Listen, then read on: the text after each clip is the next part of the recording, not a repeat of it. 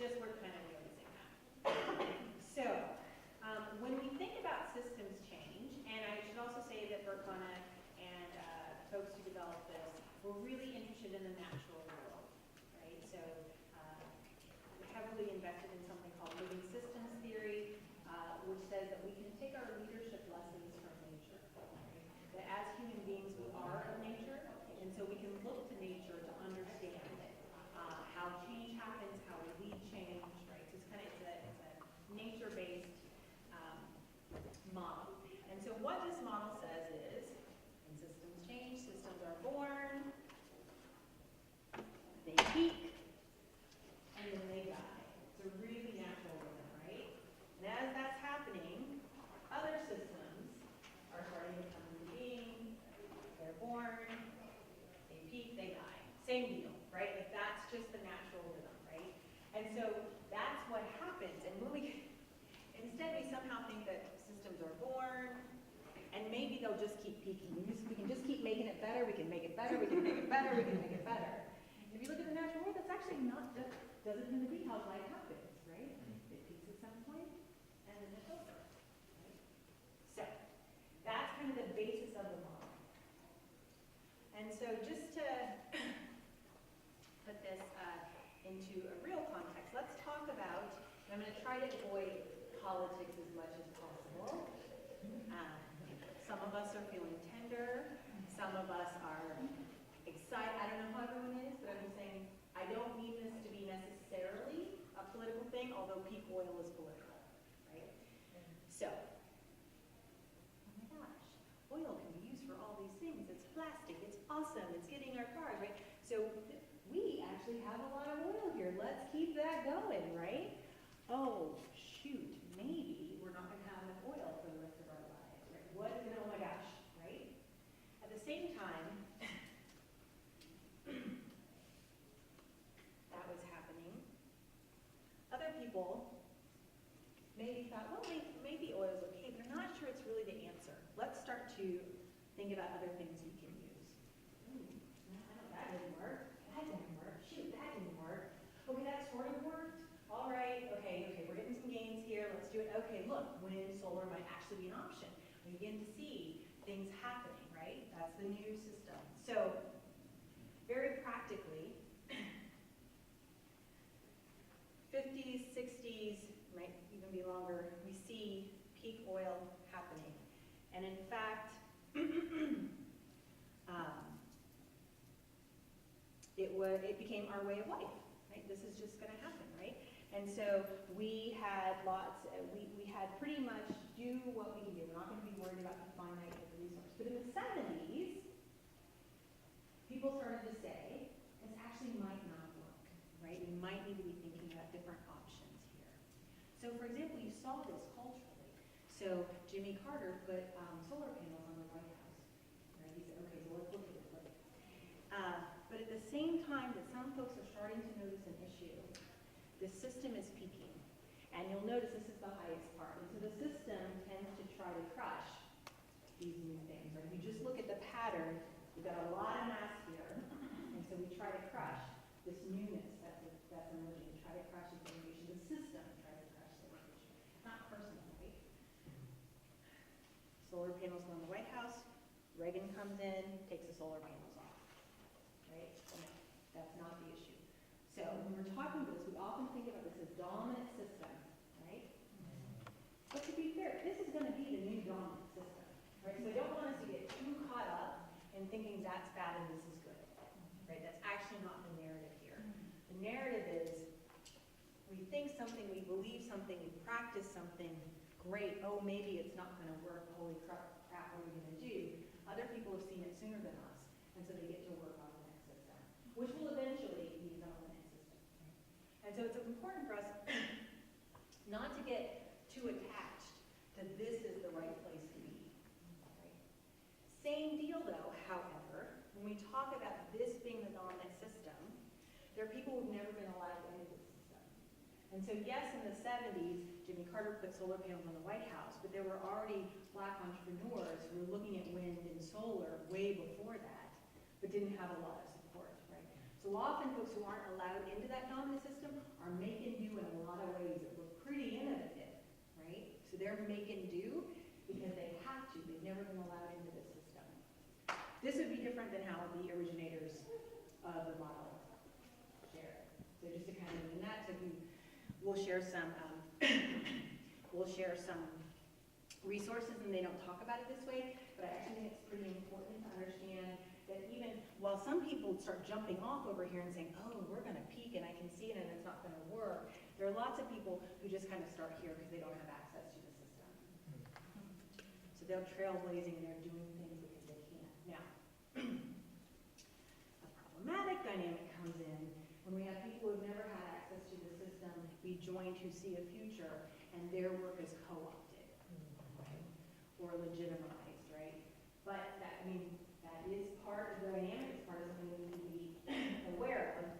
But eventually, these folks come together, do a lot of failing, and build a new system. So that was that was peak oil, that was big. Let's talk about organizations. Let's talk about Berkana, who did this model, right? So I joined Berkana. I don't know when it started, maybe the early 90s. They started doing things like gathering people from across the country, the world, and learning villages. When I came on the board of Berkana, the narrative was there is so much good work in the world and so much happening that we are a banquet table laden with goodness. And we just get to choose what our working community is going to be, right? Like we were totally peaked out. Then in about 2 years, we started like, actually this model isn't sustainable, right? This organization, the way we've been working, isn't going actually to work. So what we did, for example, was we said, okay, the organization's going to go into hibernation, right? And when it's ready, and that's what we did. We called it bedding down. And when it's ready, it will do quiet activities and come back up. So that can happen even with an organization, even if the organization doesn't die. And actually, Berkana's doing that now. We're doing little things, testing little things, having a few little gatherings. And at some point, they may continue. So it happens organizationally. I don't know, have you, any of you worked at a nonprofit? Great, so this happens a lot. We got the answer, this is great, we've got funding, we're going to do this, this is the best programming we've ever seen. No, that's not what we're going to do anymore. We buy nonprofit, right? At the same time, people who didn't have access to that, this is great funding, were like figuring it out, what are we going to do, getting ready, right? And then that winds up. This is very common.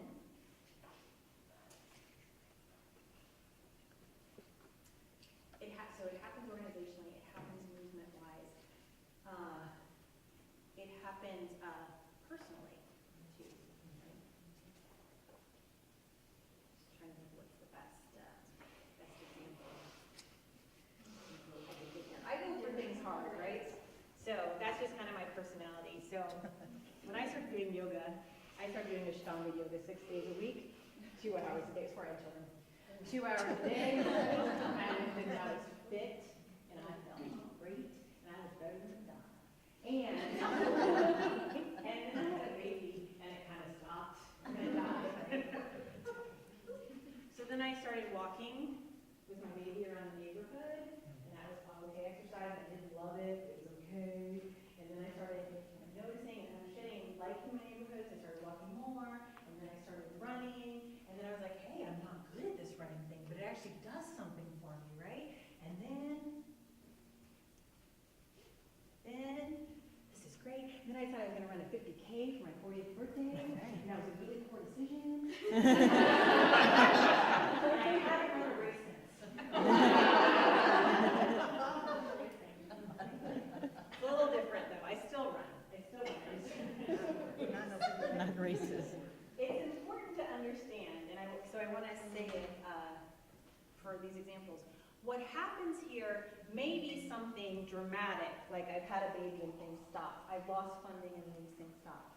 But Deborah Freeze, one of the originators of this model, says it's actually really important to know that external circumstances impact, but what really changes here, to go from here to here, is our beliefs change. Like external circumstances, yes, they might impact our beliefs, but for us to go, for this to actually gain traction and gain momentum, our beliefs have to change. And so that's why we're going to talk a lot about thinking over the next couple of days. And we're going to dig deep, because if we want something new to happen, we're going to have to let go of some of our beliefs. So when we talk about peak oil, there was this idea that we could use this, maybe the belief was that the resource was infinite, right? And that we had the right to use that infinite resource. No, not infinite, and we don't have the right to do that. You can see people are no longer feeling, many people are no longer feeling that they can just do whatever they'd like with the earth, right? I mean, like, think about how, like, just recycling, like in the last 10 years, we've started to change that belief, right? And yes, I had a baby, but let me just get a personal example. Yoga, hard, yeah, exercise hurts, you want to look awesome, that's what it's about, right? Well, exercise is actually about moving my body. I've been doing something that keeps me healthy and kind of connected, right? And then this feels good, so I'll do a little bit more. Exercise could be about achievement. Let me do this 50K. Wait a second. Exercise is about being in touch with who I am, having a person. So you see, like, the belief shift. That's what takes you from this loop to this loop. It can look like lots of things, but the beliefs have to shift. And that's like something, I teach this very differently than Deborah Fries does, but that's something like that we just totally together on. Beliefs have to shift for systems to change. And maybe it's like a mass quantity of beliefs having to shift. Suze, can I just throw in, Please. riffing on you with this, because we'll get into some working with belief stuff tomorrow, but then also just noticing when there's a need for beliefs, like when beliefs don't align with the reality, that's where a lot of conflict starts to happen, a lot of suffering happens. It takes a lot more resources to hold something in place because it's not lining up. So I can see how, like, there's a lot of either suffering or conflict or grabbing for control and things that like happen as that loop is like naturally declining in reality if people aren't working with their beliefs. Not only do you not innovate, but all kinds of mess starts to happen up the top of it. That's right. Like, it looks like it's peaking, but you know, sometimes there's a desperation to that peaking, right? You kind of see for enough folks who are down here doing things that get a different vantage point. It causes a lot of cognitive dissonance there. It's quite painful. So I want to name what happens on this new loop. And again, I just want to say, it's really easy to ascribe judgment to these loops. Right? It's just what is. This isn't necessarily better, right? So I want to name a few folks. So these folks are called the trailblazers, right? And those are folks that either haven't had access to the dominant system or see where the dominant system is going and jump off. But these folks are trying to find, a new way.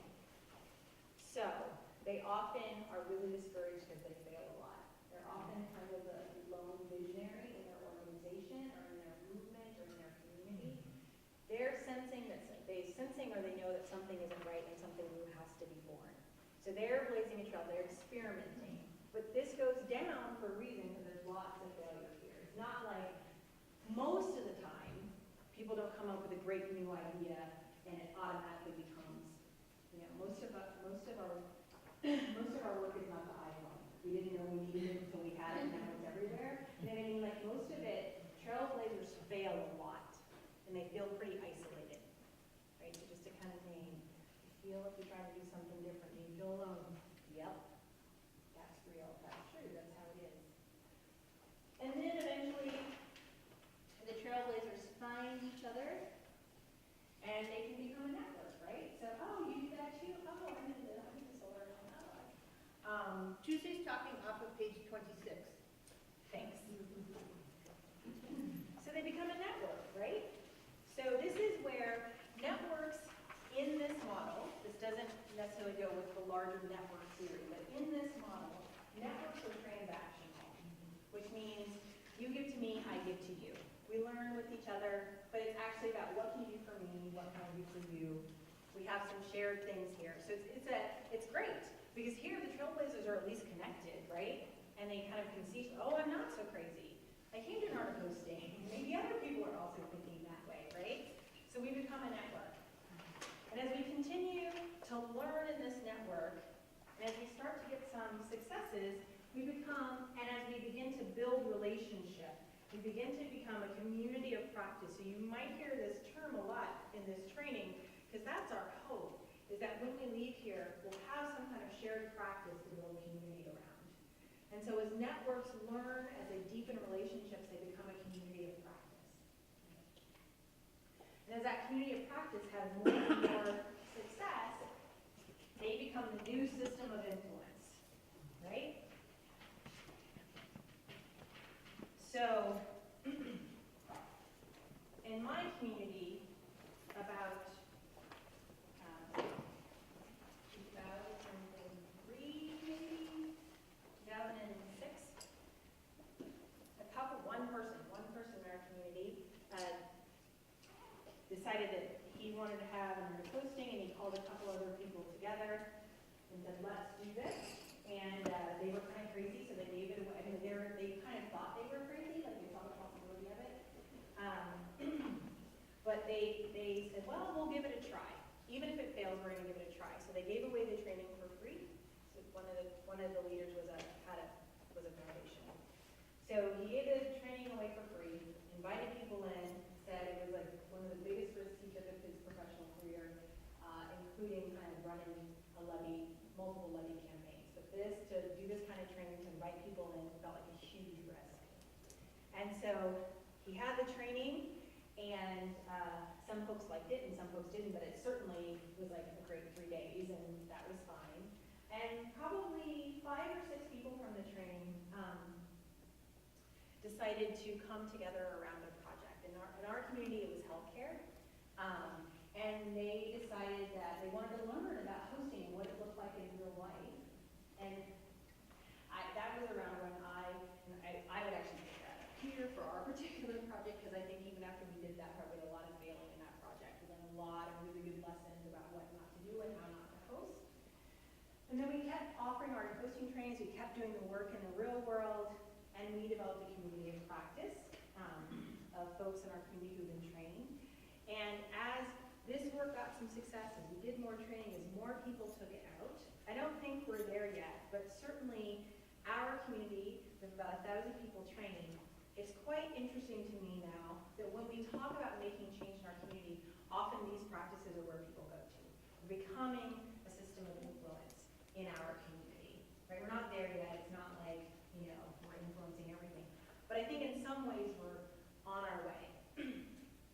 So you go from isolated trailblazers to a network that learns from each other, to a community of practice that relates and builds together to a system of influence. There are some key leadership roles here. And so as we think about leading courageously, I want to name a couple of leadership roles here.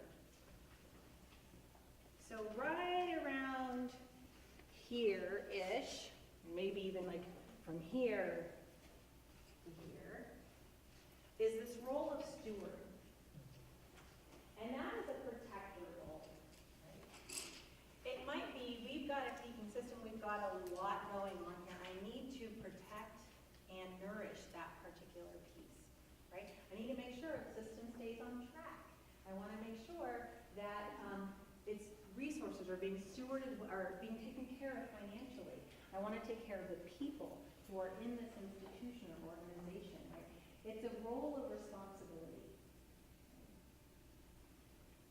And if you have kind of a forward-thinking steward, this steward is also a protected role for these trailblazers. That steward is saying, go ahead, go fail, go try, because this system is done. And so we need something else to take its place. So I'm going to fund you the money. I'm going to make sure you have time in your schedule. I'm going to say it's okay for your project to fail, right? So that steward has a protective role all around. But it's also a protective role of the organization and institution. And so often that steward role feels pretty torn apart. So this is a place where we tend to look at those folks who are on positional leaders, or our positional leaders in an area of stewardship, we tend to get pretty mad at them for trying to protect the organization, as well as protect the people, but that's the role. That's the role. And then when we go over the leadership role as the system starts to decline, is a hospice role, right? I see this system is dying, but there are a lot of people in the system, I don't want them to be hurt. So how can I create the best conditions for the folks who are currently in this system that might be going downhill? And so Caitlin's partner, Chris, talks about doing this work with educators, and an educator standing here and saying, like, I know the education system isn't working, but I need you guys to get to work, because I want to throw my kids over here, but there's nothing there for me to throw my kids to yet. So I'm going to stay in this system, broken as it is, dying as it is, until you have something different, right? So all of these roles, we can look at them and judge them, but they're all needed in this system, right? And the other thing is, with this hospice role, when we have good stewards and good hospicers, like, when things die in the natural world, like, they just nourish what comes next, right? Like, it's not, Is it Jim Drescher that says, when a tree falls in the forest, like the other trees aren't like, ha, you died, right? You know what I mean? They're like, okay, at some point, yum, yum, yum. right, thank you, right? Thank you for your service. I will take what I can from you as I create what's new, right? This is like compost, right? And so that's okay. It has to be, I mean, like, we have to be discerning. What from this whole system do we actually want to take forward? It's very rarely that we get to just throw out the baby with the bathwater. We're taking stuff. Let's just be intentional about it. And what do we not want to take forward, right? But if we think that we just get to create new systems without seeds of the old, we're just, I mean, like, that's just not reality. It's always informing. You have to be a leadership position to be strategic. If you understand that this is happening, which is one of the reasons we teach it, if you understand what's happening, you can also be strategic to help good composting happen. Like, Right. composting doesn't happen if you don't put stuff in the composter at all, right? I mean, it kind of happens mixed in with coat cans and stuff, you know, that's not right. But, you know, I've worked with an organization where, I mean, there was a massive aha moment for two of the very senior people where everybody was complaining about, like, they're so controlling and they're holding on in that space. And we did this model with them, and they looked at each other and they said, oh my God, like, we are the compost. And it was like, there was this silence in the room, and it was kind of shocking for them that they actually took it in. And then they started saying, okay, what can we do? Like, what are these resources that we've been holding on to because we think they're needed to hold the system in place? Like, who can we give money to? And what, like, we've got space, we could give some of our space to some of the nonprofits that we're not using. And it's like, just understanding it differently changed their strategy, and they were able to really compost, like, steward composting well. That's right. You'll see this in a lot of churches, right? We're like, our model and how we're working isn't like, so then how do we use our grounds? How do we begin to contribute? How do we, you know, I was going to do some work with some sisters of something a couple years ago. And they're basically like, they were, you know, like their median age was like 84, right? And like they were dying out and had huge amounts of resources at their disposal. So they needed a plan for what's going to happen. So that hospice role, like none of this is the enemy, right? Like we all want to think we're here, and we might be sometimes, but we're also here, and we just want to bring awareness so we can be responsible with it, right? So up here is the stewarding role, hospicing role, leadership role here, in the trailblazer kind of phase is to name those folks who are doing trailblazing work, to acknowledge that what they're doing is trailblazing. It's amazing how powerful just being named is like, I see what you're doing as something different and trying to create something new. I mean, all of us have had this moment of recognition, right? Like when somebody sees what our work really is. And so a leadership capacity is to name that, and to name the activity, right? So that's a, look for the trailblazers, look for like, even if you're not looking for a whole person who's a trailblazer, look for the places where trailblazing is happening and naming it. That amplifies it, right? That makes it more possible. And then help those trailblazers connect so they can become a network, right? You should talk to this person. Here's some space for this. You and these 5 other people are kind of doing the same kind of work. So how do you work to connect folks, right? As a leader, part of what we can do is we can convene and connect folks. We've simply named what's happening, noticed what's happening. Naming is powerful. And we've also been connected. And so, after we've connected people, as much as we can, try to create the conditions for them to nourish each other. Or, you know, I mean, if we have some things together, we can certainly nourish them as well. But I think it's important that as a leader, we don't think we're just giving to these folks. Part of it is just creating the conditions for them to be together so they can give to each other. And there might be places we can nourish with resources and expertise, and don't be afraid of that.